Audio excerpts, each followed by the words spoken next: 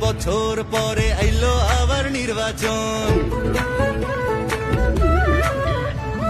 পাড়ায় পাড়ায় ঘরে ঘরে তাই তো খুশির আয়োজন।